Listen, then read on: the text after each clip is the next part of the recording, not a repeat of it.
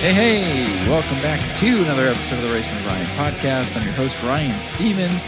Very exciting show we have planned for you here this week. Very busy show for you, so we're not going to waste too much time. We'll get right into it.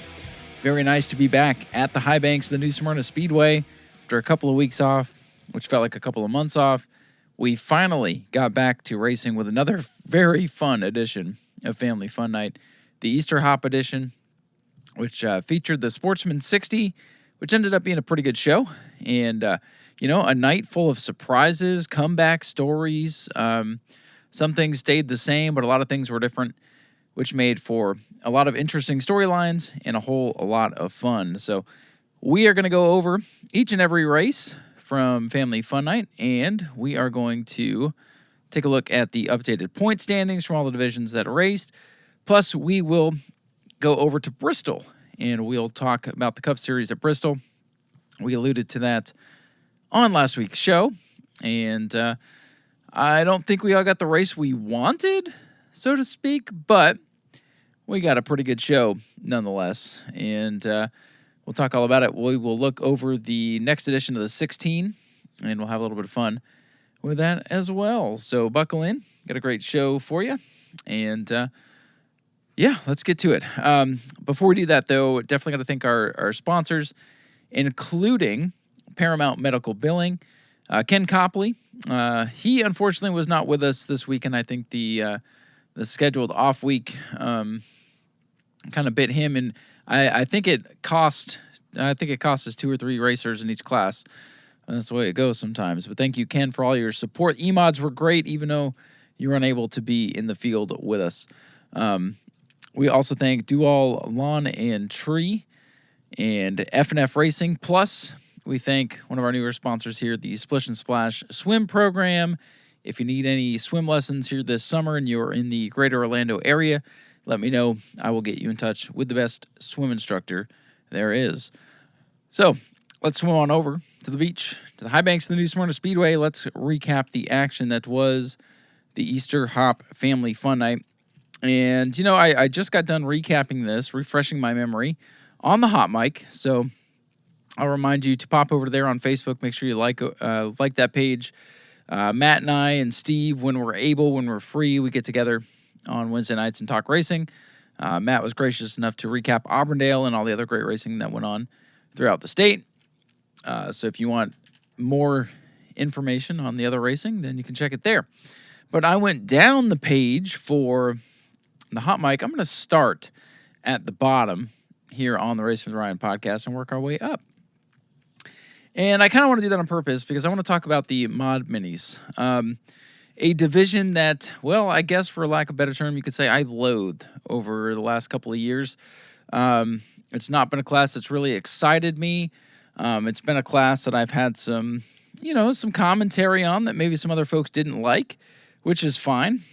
It stirred up some controversy a couple of years ago. Luckily, that's all water under the bridge. But I will be honest and say that I like this rendition of the Mod Minis. Recon has come on board to sponsor the Mod Minis, and they brought this division back. And it was a lot of fun to watch on Saturday night. Yeah, a lot of people don't, they're not going to write home about this one. But as far as Mod Mini races go, this was definitely one of the better ones, one of the more memorable ones, had some action, had some different people in the mix. And, of course, you got your veterans in there, Brad Blanton, Mark Bro, but you got a bunch of newcomers, and I know they've kind of hit the reset button on this. So, all the guys that you were used to in the Mod Minis, they've moved on, they're doing different things. But this little group that we have, you can already tell from race 1 to race 2 that they're getting more comfortable, they're getting better. And I'll tell you that James Stallnacker number 14 car, that is a fast race car. We saw Clint Foley win on opening night for the Mod Minis. And then in the race, it looked like James Stallnacker maybe had him covered after the other 14 car, Brandon Davis, blew up, which was unfortunate. He came all the way from Lakeland, got there late, had a good run going, and then the car blew up on him. One of a couple of blown motors that we had on the evening. So looked like for a while James Stallnacker was going to win this one, but then he spun out in turn 2 all by himself, spun right out, and that handed the lead over to Mark Bro, who won the heat race, which was really cool to see. And then right at the start of the feature, he pulled in the pits. We didn't know if he was going to make it or not. And I'm like, man, Mark just can't catch a break. But when James spun out there, Mark basically caught the break he was looking for and went on to win the race, his first feature win in 15 years, since 2011. And thankfully, we had Jim Jones down there to remind us of that. And, it was a good storyline. Mark, he's a good guy. I kept mentioning his name, even when I was talking about the Mod Mini division in a negative way. I would always say, man, I'd love to see Mark Brote do this or do that. I'd love to see him. He's the guy you want around. And, he's got his niche here in the Mod Minis. He's found a way to resurrect it. He's putting a ton of effort into this. So it's only fair that in the second race of the season, it all pays off and he gets the win. Very cool to see. One of the more fun victory lane celebrations. That was such a good time. Getting a big old hug from him, getting a second hug from him. Just that celebration was so cool and so well-deserved and a lot of fun. And, there's only 3 or 4 Mod Mini races I can even think of that were entertaining, and this is definitely right up there near the top of the list. So congratulations to Mark Brote. Congratulations on the Mod Minis. You guys put on a good show. Hopefully this continues to grow. Know that the division does have my support. Obviously, I want to keep this division close. I want to keep the costs from skyrocketing. I feel like somebody could come in here and blow the whole thing up. I'm hoping that doesn't happen. Obviously, if somebody else comes in and does their thing, well, they have that prerogative. But I like what we have here, and hopefully it continues to grow, and we can get some other names in the mix and see some growth out of this class. So good job, Recon Mod Minis. Thank you to Recon for helping keep the division going. And congratulations to Mark Brote. James Stallnacker did come back to finish second in the standings. Ben Hauff was in third. Brad Blanton, he was in the 22 car, the former John DeGeorge car. I saw John and Patty down there with him. Struggled. I don't know if he was comfortable. Honestly, I just don't think he was comfortable in that car. Did not show the speed, was not very competitive. He finished fourth. Ernie Winton was up there. That car was going places on the restarts. It would get wound up and go to the front, and then he looked like Kyle Busch at the Clash that one year when he flew by everybody and took the lead and then faded back. He finished in fifth. Brandon Davis blew up, finished sixth, and Cody Tabor was out early. So that was the Mod Mini division. Really exciting. Mod Minis, next Family Fun Night, you're going to be second or third on the card. Whatever the main event is, we'll put you, 1 or 2 slots behind them. I feel like you guys deserve that. You're working your way from the bottom back up to the top. So well done, and again, congratulations to Mark Brote. Moving up the list here, Bomber Bees, Stephen Smith Incorporated Bomber Bees, a couple of heat races. Travis Sukup won one, Dustin Higdon won the other. And another good race, but I guess the surprise for the Bomber Bees was actually Zach Curtis, even though he gets yet another Bomber Bee win. It was a surprise that he was even in the field. He did not run the heat. Dustin Higdon ran that. Dustin Higdon ran that. And then Zach Curtis showed up later in the night and ended up coming from 17th on the grid, or 16th, I guess, from on the grid to be real. Came up to battle with some really fast race cars. Justin Phillips and Tim Nicholas were looking good up front, and then Zach Curtis came up there to battle them. Tim Nicholas was leading with about 17 laps to go, and then our buddy, our former co-host of the show, Skinny Roth, had some problems. He was having brake problems, couldn't get the car to get woed up, couldn't get it. A lot of people were maybe disappointed he didn't pull off on the back straightaway, but he had no brakes. He couldn't get that car to turn. He just had to limp it around, and it died on the back straightaway and brought out the caution. So that set up a restart with 3 to go, and Tim Nicholas, look, I think if the race goes green, Tim maybe wins it. Zach Curtis was giving him everything he can handle. Maybe Zach would have found a way around. It would have been a good race. But on the restart, Zach Curtis pretty much did Zach Curtis things and got around him to pick up the win and spoil the party for Tim Nicholas. But, Zach Curtis is the man in these kind of cars, and he's proven so many times, whatever car he hops in, he ends up doing very well in. So Zach Curtis, your winner. Tim Nicholas, second. Justin Phillips, third.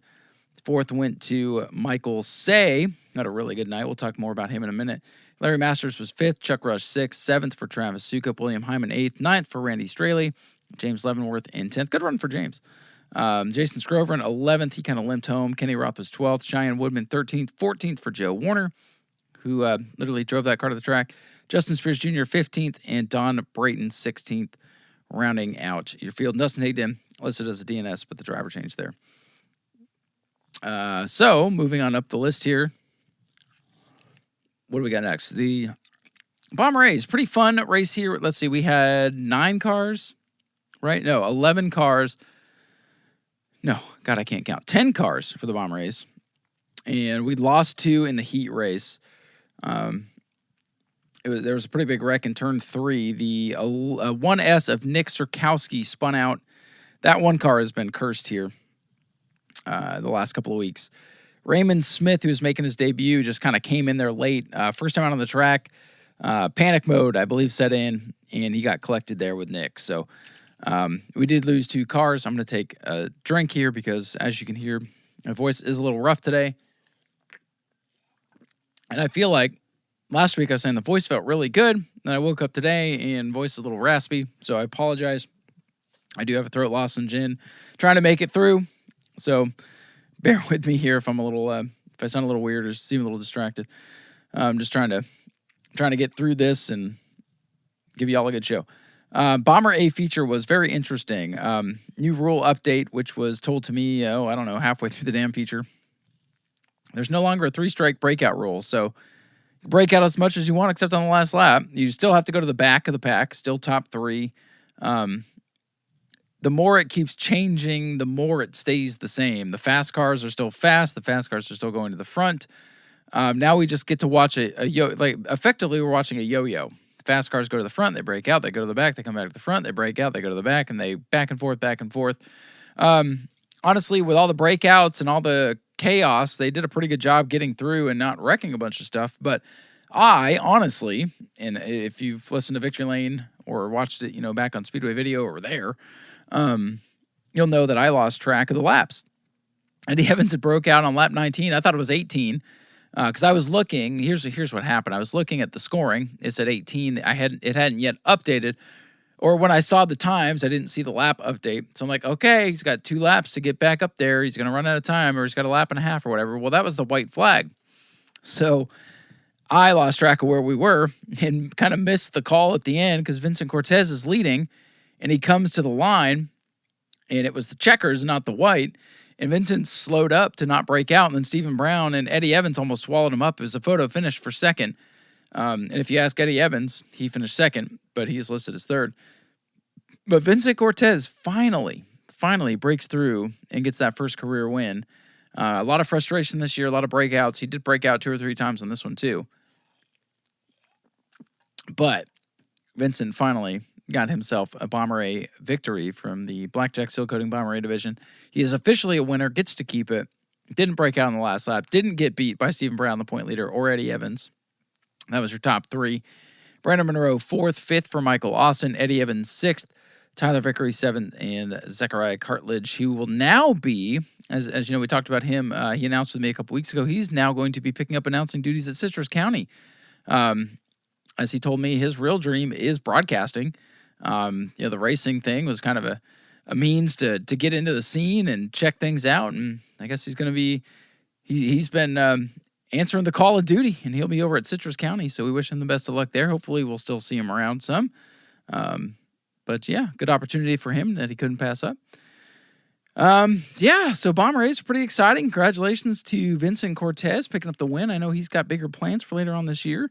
I believe he'll be trying to make it up in the pro truck ranks. So a driver that, and I said this to him in Victory Lane, and probably every time I've talked to him, the first time I saw him come out in that blue car, I just got to the track. Bomber A's were practicing. I'm like, oh, we got a new car. And then it was like up in the dust in turns 3 and 4, almost hitting the wall in turn 1 and 2.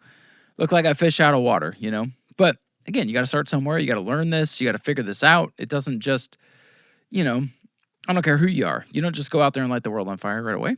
And Vincent learned the ropes, and he's gotten better and better and better. He's become competitive this year. The breakout, has bit him several times, but on this night, it all went his way, and he is now a winner, and we congratulate him. So through the 3 events we've covered, 2 surprises, and hey, surprise, I'm actually here, and I'm going to whoop you all tonight by Zach Curtis. So that was kind of the story of the night. Moving up, 602 modifieds. This one, not a surprise. Good turnout. I know with the schedule shuffling, the 602s were invited to join Dara, and a couple of guys did go over there. I know Newman went over there and wrecked on lap 1, according to what we learned on the hot mic today, so that's unfortunate. But the rest of the cars were there, and we welcomed the Jarretts back, and when some extra cars come out. And just so you know, any of the Dara guys or people that are stirring up stuff, we did not move this event. We did not move an entire race night because of our 602s getting invited to go do something else. This event was moved because of the Easter holiday, and the track owners decided that we would have better luck the next weekend, or it would be better for business the next weekend. And I think it hurt more than it helped, to be honest with you. So this was not a move to prevent the 602s from competing at Auburndale. We encourage that. The Jarretts have been competing at Auburndale frequently, and they came over here. So just that you read it, if that's what you believe, you're reading way too much into it. This race was a tough one. Hank Baker Jr., unfortunately out early, mechanical problems relegated our defending champion to 11th. And there was a big wreck in this one. Jason Hansen and Carter Blue were battling for the 4th or 5th spot off turn number 2. I even said it as the wreck started happening. I'm like, Carter Blue was tiptoeing around the outside of Jason Hansen, and there was contact, and Carter Blue went into the wall about as hard as you can off turn number 2, launched up into the air. It looked very much like, who was it? Jack Baldwin, not Luke Baldwin, in the 602 mod a couple of years ago at Speed Weeks, ramped off the wall, came back down on all fours, thankfully. Scariest wreck of the night, and, if you watch Speedway video, you'll catch kind of it happening off in the upper right-hand corner of the screen, and then it pops back in. Tom was kicking himself because he's like, there was a battle for the lead, Bruin. He's like, gotta go follow the battle for the lead. And then, as he's moving away, the wreck starts to happen. So he caught it, but missed it at the same time. And that's just how it happens. Tom has learned in a short amount of time how to watch a race, and you can't always see everything. So, tough break for Carter Blue. Hopefully he'll be back. I feel like he's the next driver to get a breakthrough win here when he's able to get that car back, if he's able to, which we hope that he is. Some other attrition in this one. The Hattons, John and Jared, had problems. I think only 4 or 5 cars finished this race, as a matter of fact, and we ended up having a good battle for the win between the returning Matt Jarrett and then Chris Hatton, who started last, Christopher, so that's Junior, in the orange and black Generac car. He came from the back of the field, was able to outduel Matt Jarrett and pick up the win here in the Mid-Atlantic Marketing 602 Tour Type Modifieds. So Chris Hatton, your winner there. Second win of the season. Matt Jarrett was second. Chris Hatton Sr. was third. Brian Skosh was fourth. Fifth for Tim Evans. And it was John Hatton, Jared Hatton, Jason Hansen, Carter Blue, Josh Summerman, and Hank Baker Jr., your finishers in the 602s. Heat race win went to, let's see, was it? No, it was Matt Jarrett who won the heat. Cool. E-Mods started off the program. We had a very good race, 11 cars. We did mention at the top of the show we were missing our sponsor, Ken Copley, which was disappointing. I feel like the reschedule, unfortunately, did not line up in his favor. But we still had 11 cars, and it was quickly down to 10 as Bruce Packer would unfortunately find the wall on the first or second lap of the race. And unfortunately, he wrecked pretty hard. I don't know if we'll see that one back for a while. Then the story became Dylan Sale, who sailed out to the lead and was battling for his first career win. Max Wheeler was working his way up after the heat race win. He started mid-pack, and Wheeler tried to get to his inside, take the lead. The two made contact in turn number 3, and Max Wheeler perhaps had the save of the year. And it was really, it's really fun when Max Wheeler's out there racing, because right in front of us, a couple rows down, is the Max Wheeler fan club. And Dylan Sale's got a pretty big fan club. So you had Sale's team and fans rooting for him. Then you had Wheeler's fan club rooting for him.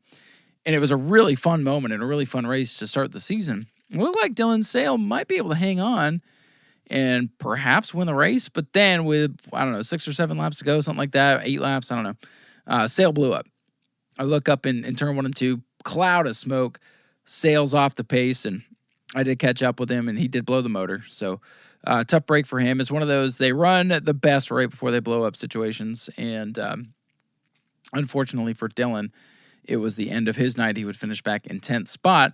That would hand the lead to Max Wheeler, as he would be once again battling wheel to wheel with Carson May. As you know, Max appeared to get his first career win a couple of weeks ago, had it taken away in Tech. We talked about that. And, shout out to the Wheelers. They all listened to that particular podcast, and they appreciated the way that I talked about it, just like I appreciated the way that they handled themselves. And, boy, for them to come back out and prove, hey, it might have been wrong in the rule book, but I don't think it was what led that car to being as good as it was, because Max backed up his impressive performance of a couple of weeks ago, held off Carson May, and now officially has his first career E-Mod win. So another first-time winner in Max Wheeler over the up-and-coming Carson May, who's gotten a couple of wins already. We mentioned this man earlier, Michael Say, back up onto the podium in an E-Mod for the first time in a long, long time. Michael hasn't run really full-time with us in a while, but that's a name that's been around for a long, long time. I was just watching a video on Speedway Video today from, I think it was the Easter race from 2006, and he's in one of those, that I want to say, like a super stock race or something like that. I can't remember which race it was. I just had it on the background while I was working. But yeah, Michael Say finished third, and God, I feel like I haven't talked to him in ages, so that was cool. Jonathan Manninga continues his great rookie season. He was fourth. The Tomahawk Dalton Simons got into Dylan LeBeau, and LeBeau would hit the wall and crash out. Simons would finish fifth. Dale Howard sixth. Michael Marks seventh. LeBeau eighth. Curtis Robinson ninth. Dylan Salem, Bruce Packers, we talked about, rounding out the field in 10th and 11th. All right, so on to the main event next. That was the Easter Hop Sportsman 60. 10 cars showed up. It's about what I was thinking after registrations and all that. Realistically, I thought we'd have 12 to 14, but we ended up with 10. Two guys right off the bat I can think of we were missing, Rodney Haddock and George Alexander, who I kind of used. I used both those guys in promo material, and neither one of them showed up. That's the way it goes sometimes. But, 10's an okay field. I feel like we're going to be in the 8 to 10 to 11 range much of the season. I don't know what else we could do for the regular sportsman stuff. It's not going to be UARA payout, like Rusty said. It's not going to be a UARA race. I feel like, it's pretty decent win money. But all that aside, I'm not going to dwell on the negative stuff. There's too much negative stuff to think about these days. Racing is supposed to be a fun escape, and like I said earlier, this was a fun night, and this was a fun race. Donovan Ponder came out for qualifying, and boy, he missed it. He was one of the slowest cars in qualifying, and it was very surprising. We did come to find out, I almost spoiled it. We did come to find out he had an issue with one of the wheels. The rim or something was broken, I think is what he said. And that hurt his qualifying run. So he started way back in like 7th or 8th spot. And boy, it was fun to watch him and Matt Green, who had to start out back because Matthew, he was DQ'd in post-qualifying inspection. Donovan Ponder, I'm looking things over here as I talk. He was the second slowest in qualifying. Moved up a couple spots due to the 44 and 66 getting nabbed for being illegal in post-qualifying tech. So Ponder and Green were a lot of fun to watch come up through the field. Oh, and by the way, William Hyman came up to join me for commentary as we were plugging his Hell on Wheels event, which I'll be announcing at the Orlando Speed World this coming May on Memorial Day weekend. We're very much looking forward to that. But William popped up. He actually texted me during the E-Mod race and asked if he'd come join us, and I said absolutely. So he got to plug his event to a very nice crowd of New Smyrna fans and join me for color commentary. And if you go back and watch the race, you'll hear me lay out a little bit. I was trying to give William an avenue to speak as well. And William was like the perfect color man. He was not up there to take over or do his own thing. He was the perfect color guy. You could tell who are the guys that he knows very well. Ponder and Green, he's raced with them and their families for a long, long time, especially over at Orlando. So he gave us great insight on those two drivers and the mind games they were playing, which really added to this race. This was a good old-fashioned chess match between Ponder and Green, two of the younger sportsman drivers, two of the really fast drivers that you can expect to contend. Ponder, of course, the defending champion. Matthew Green, I feel like if he would commit to a full season, would have been and could be a multiple-time champion at this point. That's the caliber of driver he is when, he's got his stuff screwed on right. But he and Ponder got up to the front. We had a couple of cautions. Sean Fitzgerald went around at one point, and we had some debris. We had, I believe, Sean, who led a few laps and looked good early, had brake problems, which dropped him down to 10th on the finishing order. But, when we had those late restarts, Ponder and Green were sizing each other up, and it was a lot of mind games, false starts, which I know was annoying some of the crowd, but if you appreciate the mind games and the chess match that those two are playing on each other, it was pretty fascinating. I know that the false starts are annoying, but to watch those two size each other up, try to outguess each other on the starts, knowing that whoever could get the jump on the restart was probably going to win the race, and that's why they were so on top of one another, crowding each other, not giving each other room. And I think the best car won in this situation.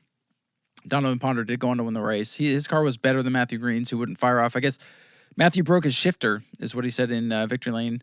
So he was having trouble on the launch, which you could kind of see that during the race, and it made sense when we found out the story there. And Donovan Ponder recovered from a bad qualifying effort. And if you know Donovan Ponder, you don't want to make him mad. He's not nice when he's mad. And I feel like he parlayed that a little bit after his tough qualifying effort. Luckily, they were able to diagnose the issue, get it right for the feature, got his head back on right, went out and won the race. The defending champion looked to be an afterthought before the green flag dropped on this race, but now he's the only one that anyone remembers as he picks up the win here in the Easter Hop 60. Matthew Green second, Rice Robinson third. Chase Simons, fast qualifier, finished in fourth. Dylan LeBeau was in fifth, sixth for Andy Nichols. Dave Warning, 7th, 8th for Trace Reed, 9th for Shane Hilt. Good to see that car back out. And then Sean Fitzgerald rounding out the field. So that was Family Fun Night in a nutshell. We did have spectator racing, which honestly was not that entertaining. I feel like maybe going every other Family Fun Night for spectator racing might help. It's getting a little played out, a little washed out. We don't have Big Gravy anymore. Justin Otterholt's out for a while. I appreciate the guys that came to race, gave them their time, but just kind of one of those, all right, let's get through this so we can continue on. We had a lot of stuff to do still. But congratulations to the winner. And I apologize, I don't remember your name. All right. Family Fun Night in the books. Always very fun.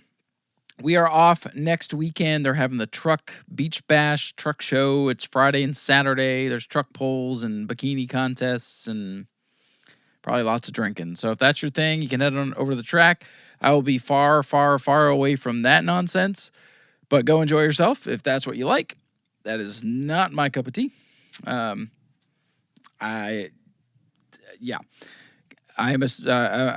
racing guy and I'm a short track guy, and I will see you in 2 weeks at the Orange Blossom 100, which is the next event coming up. David Rogers Super Late Models will make their regular season return with the regular season return of the Orange Blossom 100. That's been part of Speed Weeks the last several years, putting it back on the regular season schedule. Should be interesting.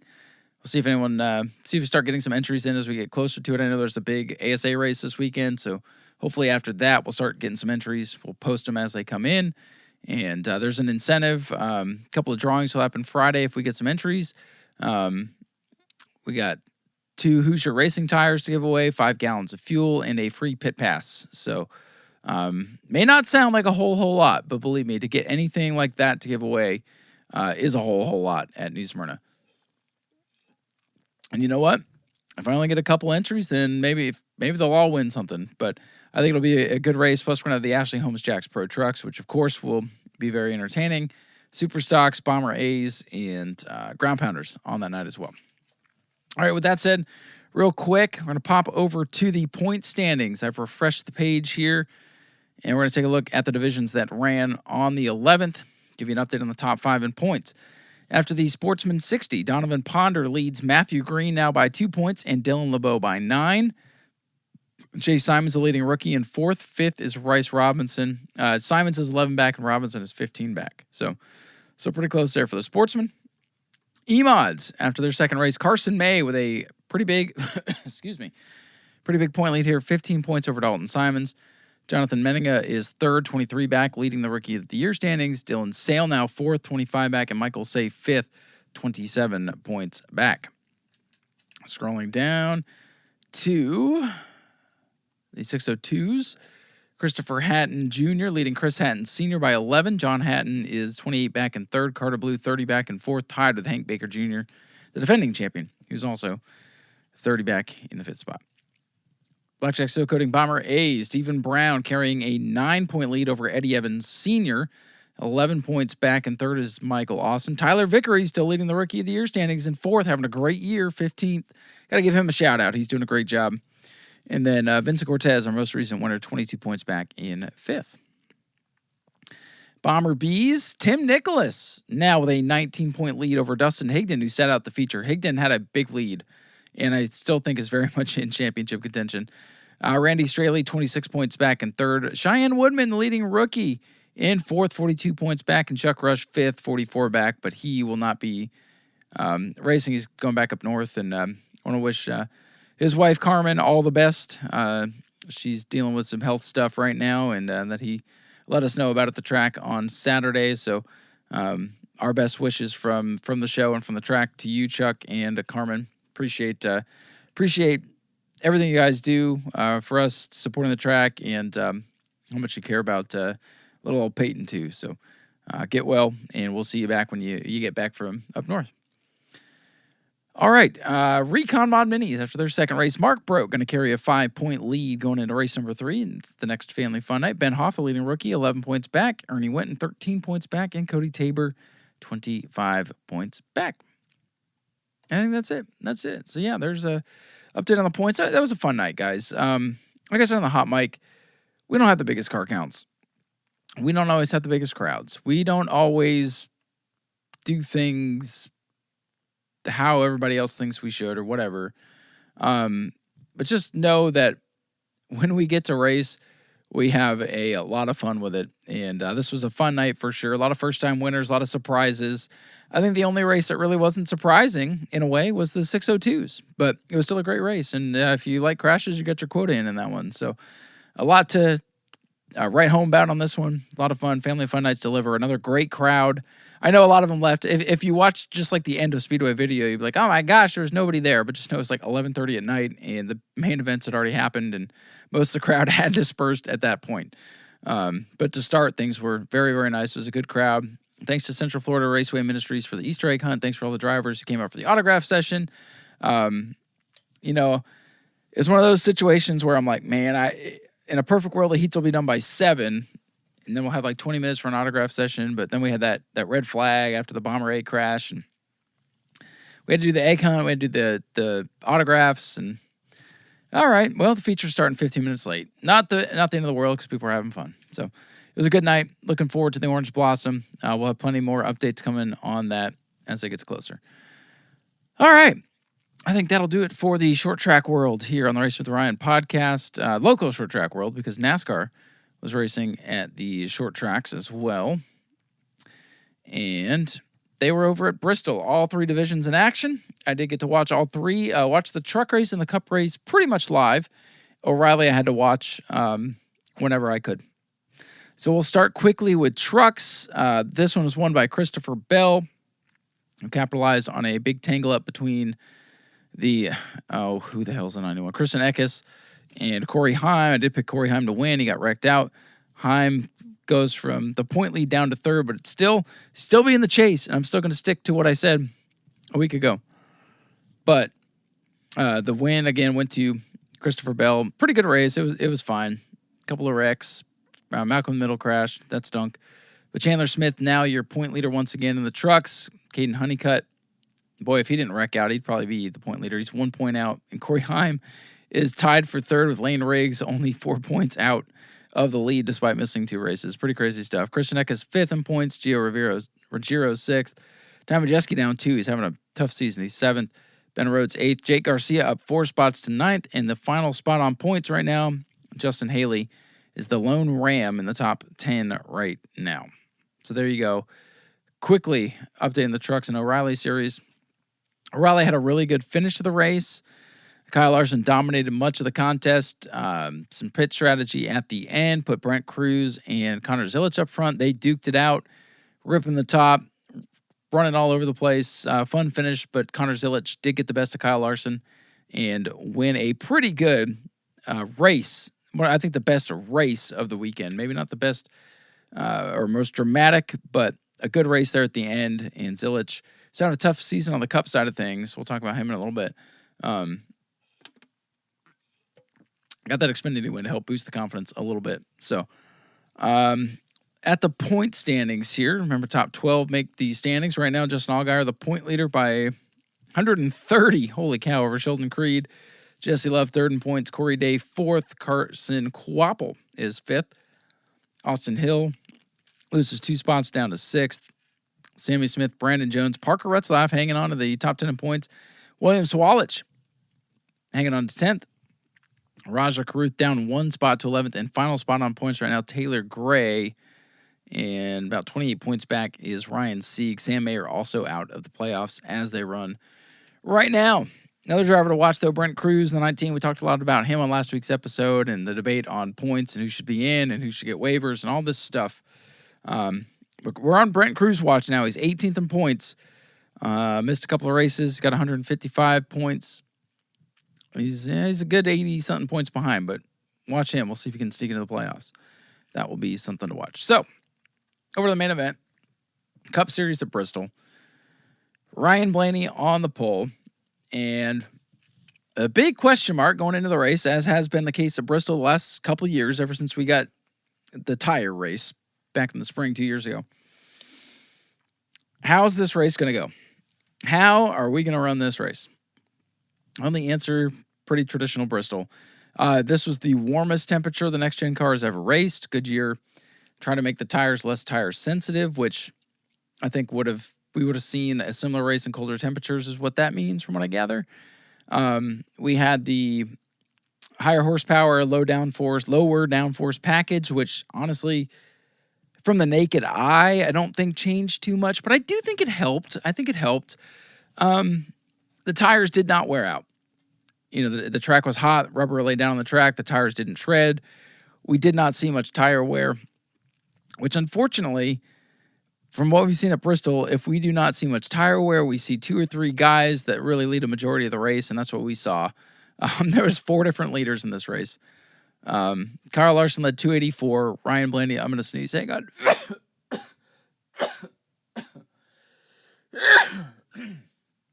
Oh, man. That's always fun, right? Back to what I was saying.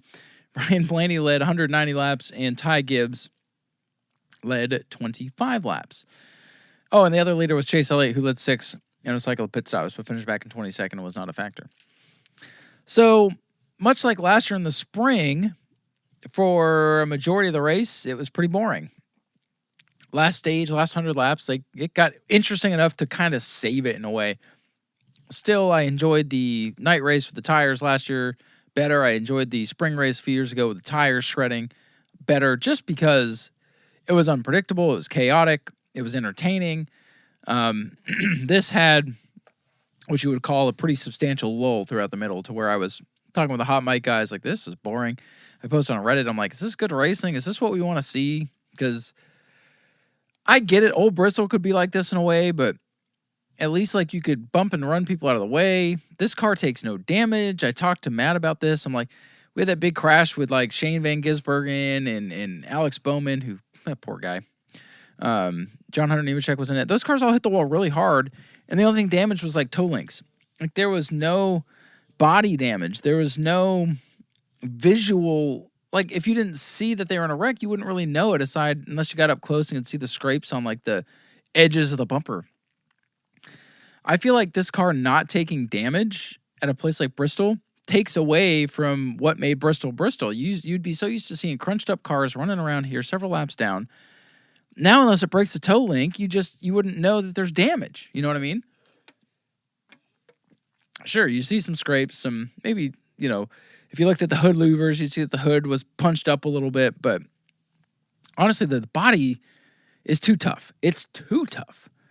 Bring back sheet metal bodies is what I'm trying to say. I want to see some wrinkles. I want to see some roughed up fenders. I want to see some battle scars on these things. You're going to call the Bristol a Coliseum. I don't need these things looking like cherries after 500 laps. I just don't need it. I don't want it. All right, so that's my commentary on the race. It ended up being okay. There was enough of a mix-up at the end to, I was engaged for those final couple of runs. But early in the race, Ryan Blaney dominated. But then, of course, it would be Kyle Larson who would pick up where he left off in the spring. He would win the first two stages, by the way. Ryan Blaney's pit crew kept putting him behind the 8-ball. But Blaney, just like he did at Phoenix, would battle back, take the lead, and would be leading late in the race. And I just want to I'm going to skip ahead to stage 3. The first two stages, couple of pile-ups, couple of spins. Kyle Larson dominated much of the event. Blaney got out in front, was leading late. And actually, through traffic, Ty Gibbs was starting to run him down. And then we had cautions. Lap 478. So that's 22 laps to go. Chase Elliott would spin in turn 2. And that would set up ultimately the final pit stop. Ty Gibbs, at this point, who was running second, would stay out on the racetrack. Larson would pit. He would take 2 tires and beat Blaney off pit road. Blaney took 4. Larson would start about 6th on the restart. Blaney 7th down on the inside. I thought there was no way Blaney would get back in contention. I was really thinking Kyle Larson was going to go on to win the race at this point. Race restarts. Ty Gibbs gets out to a pretty nice lead. And we're battling for second between Blaney and Larson. Larson had a little slip. Gibbs continued to run his groove and was pulling away. And then with 3 to go, caution comes out. Kyle Busch spins Riley Herbst. Herbst had gotten into him earlier in the day. And this time, Herbst got to be fair to Kyle Busch, Herbst got a little bit loose, had to let off the gas, and Busch got on the throttle and just kept going down the front straightaway and pushed him out of the way, spun him out. So that would set up a green-white checker. Ryan Blaney would battle on the inside of Ty Gibbs to try to take the lead away. Could not do it. And Ty Gibbs would come side by side off turn number 4 and win by half a car length to pick up his first career Cup Series win. I know that Ty Gibbs is not the most popular driver. I'm not a big fan.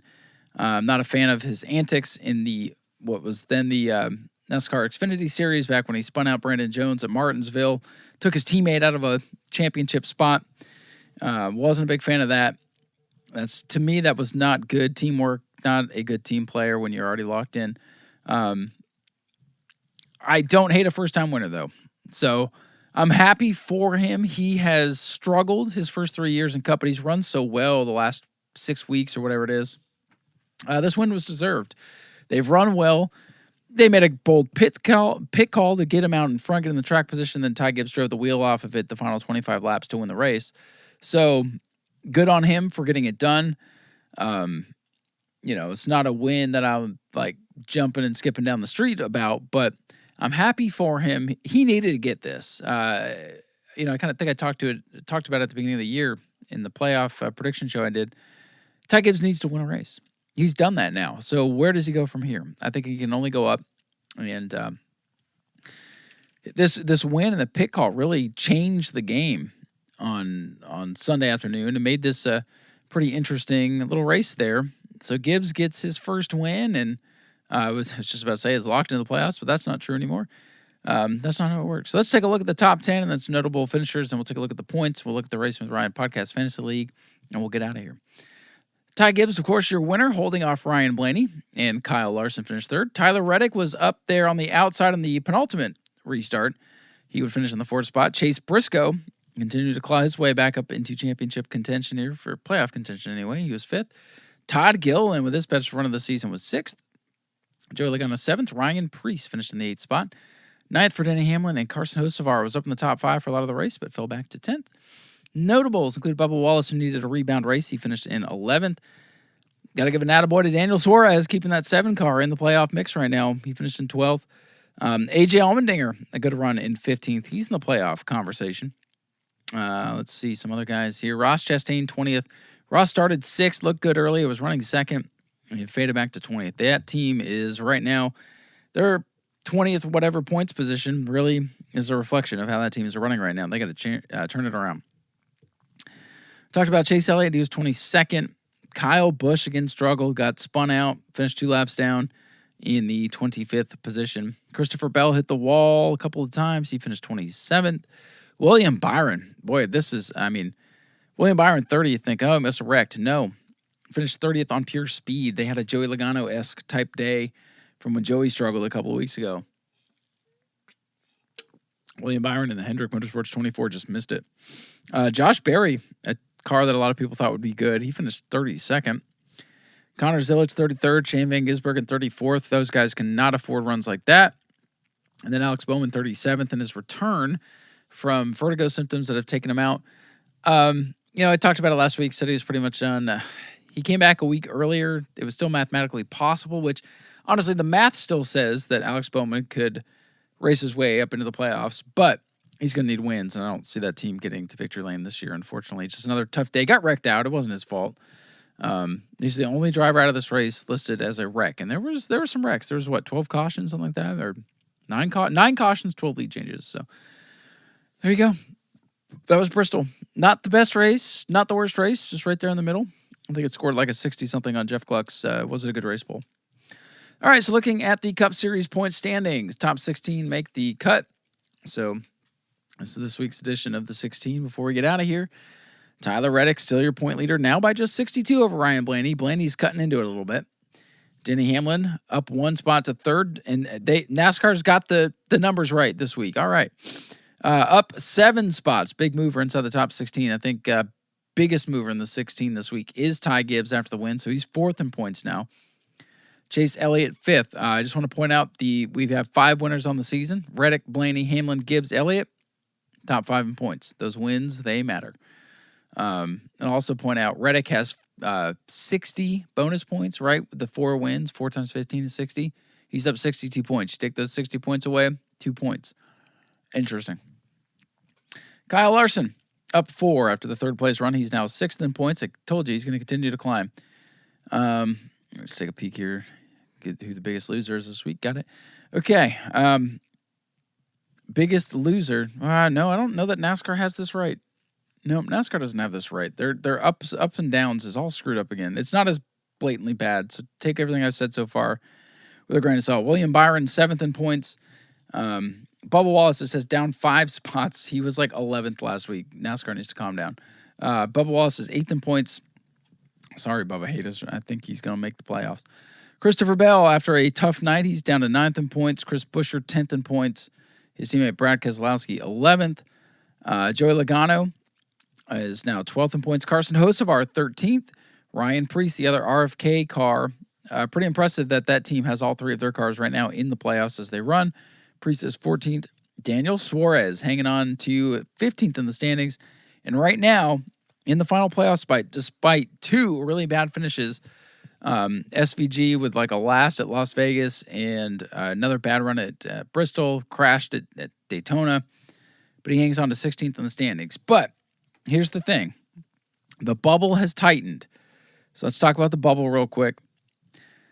Shane Van Gisbergen has the final spot by 1 point over Chase Briscoe, who is working his way up. Austin Cindric got a terrible start to the season. He's only 5 points out of the final playoff spot right now. And Michael McDowell continues to hang around in the 71. He's only 6 points out. So from 16th to 19th, we're talking 6 points. That's 6 stage points. That's 6 positions at the finish. It's going to get tight. And then just for giggles, AJ Allmendinger, 20th in points, 156 out. So he's 21 points out. Still very much in the realm of contention.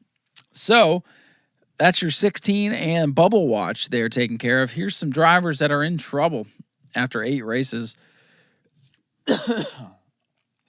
Excuse me. We're going to take a drink break here on the Racing with Ryan podcast, and we'll tell you who's in trouble. Anyway, Ross Chastain, 21st in points with 153 points. Right now, final spot 177. You do the math there. That is 23 points. So Ross has work to do. Kyle Busch, 24th in points. Just continues to struggle. He's only has 131 points. So he's 22 points behind Ross Chastain. You can say the same about his teammate Austin Dillon. I think the other guys we got to worry about. The other guy we're really worried about at this point is Connor Zilic, who's 33rd in points. I cannot believe this, but we're 8 races in. He's got 84 points. He has not even cracked 100. You divide that, 84 by 8. You're looking at what, like 10.05 points a race or something like that. Is that how the math works? I don't know. But basically, like 11 points a race, 10 and a half points a race for Connor Zilic. That's not what we were expecting. I mean, he's a rookie. We didn't expect him to go up there and win every race, but I expected him to be around like 20th, 18th to 20th in the bubble mix. But he needs to get going. If the road courses are going to save him, he needs to start scoring points elsewhere to really bank on those road course points that a lot of people expect him to get. And then, of course, Alex Bowman, 36th in points. He only made 4 starts, but they've all been pretty bad. He's scoring 6 points a race. Boy, that's miserable. And at least Alex is feeling better. Hopefully he can turn things around. But that is a look at the 16 bubble watch and who's in trouble and needs to get going. So let's quickly pop over to the Racing with Ryan podcast Fantasy League. Congratulations to Richie Petty Jr. scoring the league win by 2 over Staffordshire Motorsports and Cole Trickle Jr. Obbs Trackhouse was 4th. 76 Motorsports 5th. Bob's Ford 6th. 7th for Zach's Dodge. Tied for 8th was Bomber 93 and Tyler Vickery, and yours truly 10th in the standings this week. Christopher Bell hurt me this week. What can I say? All right. Overall standings real quick. And I'll give you my predictions for Kansas. Not that my predictions. I don't think anyone wants to listen to my predictions at this point. I'm doing terribly. But I'll give you my thoughts. Let's go with that. Obbs Trackhouse still leading the points by a healthy 59 over Cole Trickle Jr. Bob's Ford's 3rd. 5th is Bomber 93, rounding out the top 5. Staffordshire Motorsports. Yours truly still 10th in the point standings. I got to get going here. So, heading into, let me just pull up my roster here. As we head into Kansas, I think this one's pretty straightforward. Yeah, Christopher Bell is who absolutely destroyed me this week. If it wasn't for him, I'd probably score a little bit better. But it is what it is. Heading into Kansas, you're going to be looking at the usual suspects. Denny Hamlin, Kyle Larson, probably Chase Elliott is going to be up in the mix. I would expect, honestly, I don't think you sleep on Ty Gibbs anymore. I think Chase Briscoe has a legitimate shot to be a factor here this weekend. I think most people are going to start Hamlin. Most people are going to start Larson. I can't get this thing to scroll down. Save my life. All right. Well, that is what it is. I'd be wary on William Byron right now. I'd be very wary on Alex Bowman. I wouldn't touch him. Hamlin, Bell, Gibbs, Larson, those guys are looking pretty good. You could think about Chase Elliott perhaps in the wild card slot. Blaney, Reddick. You got to have Reddick in your lineup. Maybe Bubba. Maybe Bubba's your wild card. The usual suspects are going to be near the front as we go to Kansas, which is my favorite mile-and-a-half track. Last time we were there, Zane Smith flipped with like 10 to go, and then Chase Elliott stole the win when Hamlin and Bubba had that crazy battle in turn 3 on the final lap. So who knows what we're going to get this week? Home of the closest finish in NASCAR history when Kyle Larson won a couple of years ago. I think it'll be a fun Sunday afternoon. Probably Sunday evening wind down for me. Once we get home from church and all of our afternoon activities.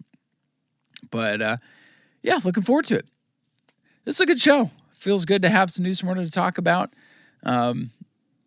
Feels good to have some interesting, different NASCAR stuff to talk about. And hopefully you guys all enjoyed the show and appreciate y'all listening. Some good racing this past weekend, which was recapped by the boys on Hot Mic. So you can hop over there, check that out. Auburndale's in action this weekend with Pro Trucks, UARA with Crown Vics, Pure Stocks, and Sportsman invades the Freedom Factory. I think Citrus is racing as Zechariah is going over there. New Smyrna's off. So I'll try to catch up on all that stuff and more on probably an abbreviated show next week. And then we're back at it to New Smyrna for the Orange Blossom 100. So that's what's coming up here to finish up the month of April, as this month is clicking away this year is clicking away in a hurry. So With that said, thank you all so very much for listening. Thank you to all our sponsors, Paramount Medical Billing, F&F Racing, Ken Copley, Dual Lawn and Tree, and Splish and Splash Swim Program. Really appreciate all your support. Thank you guys for listening. Your support matters so very much. Appreciate the good feedback we've gotten on the shows the last couple of weeks, and looking forward to having more news to talk about here to close out the month. So get out there, support your local short tracks. We will talk to you next week. And with that said, vroom, vroom on.